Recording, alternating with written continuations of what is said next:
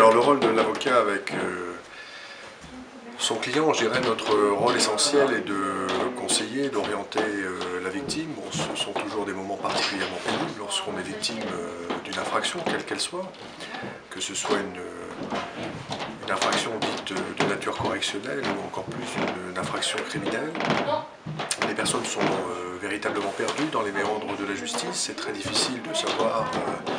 comment s'y prendre pour obtenir son indemnisation, pour obtenir que l'adversaire, entre guillemets, paye sa dette par rapport à ce que la victime a subi. Notre rôle, c'est donc d'une part d'expliquer la procédure telle qu'elle va être suivie par le procureur de la République pour que la victime sache comment elle va pouvoir obtenir satisfaction dans sa démarche. Et puis notre rôle est également d'obtenir cette indemnisation de la victime qui est son droit de pouvoir être indemnisée, que ce soit sur son préjudice matériel,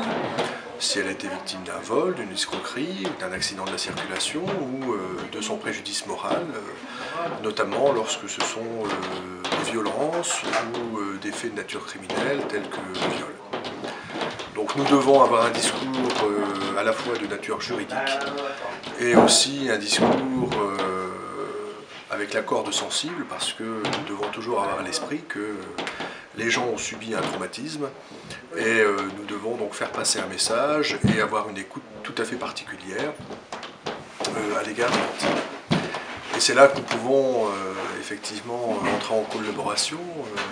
avec la JAR, parce que nous avons des objectifs qui sont tout à fait similaires, de venir en aide aux victimes, avec des moyens qui sont différents. Nous peut-être plus de nature juridique, vous, la JAR a un rôle de conseil, je dirais en premier lieu, lorsque les victimes viennent vraiment de subir cette infraction. Et puis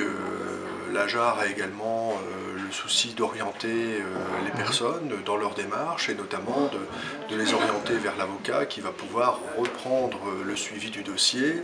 lorsque celui-ci est orienté soit dans une phase d'instruction, devant un juge d'instruction lorsque c'est un dossier complexe, ou devant le tribunal correctionnel. Alors c'est un partenariat que nous avons souhaité nouer, qui existe depuis quelque temps d'ailleurs. C'est un partenariat qui fonctionne bien, chacun a pu trouver sa place dans ce partenariat. Non seulement les relations sont excellentes, mais surtout les relations sont excellentes au profit des victimes, parce que justement nous avons réussi à créer une certaine symbiose qui permet d'assister et de permettre aux victimes d'être informées, que ce soit du début jusqu'à la fin de la procédure. Je pense que c'est un gage de volonté concernée, de permettre aux personnes non seulement d'obtenir cette information, mais également, surtout, d'obtenir également leur indemnisation dans le cadre du suivi de leur dossier. Alors, cette journée victime qui est organisée de concert avec la JAR et le barreau de Valenciennes, justement permet de témoigner de cette unité dans cette action, et va nous permettre d'informer les personnes qui ont pris rendez-vous, qui souhaitent obtenir des informations non pas sur leur propre dossier mais sur les démarches, sur le suivi, sur les possibilités d'indemnisation. C'est une journée qui va permettre à ces personnes de venir à la maison de l'avocat, où ils seront reçus à la fois par des avocats, par des membres de la JAR, juristes, psychologues, de façon à ce qu'ils puissent être informés sur les différentes phases de la procédure, sur les possibilités pour elles d'obtenir satisfaction et d'obtenir leur indemnisation, et puis aussi de pouvoir être rassurés, et ce sera davantage le rôle de la psychologue, de pouvoir être rassurés